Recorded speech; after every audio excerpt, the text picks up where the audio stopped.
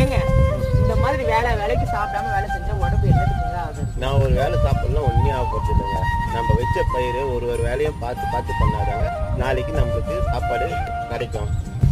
அப்படி இல்லைம்மா, இது இரவு வெயிலும் பார்க்காத, பகல் வெயிலும் பார்க்காத, இது நம்ம உழைச்சாதான் விவசாயத்தில் நமக்கு விவசாயம் நமக்கு சோறு போடும். இதுதான் விவசாயியுடைய வாழ்க்கை.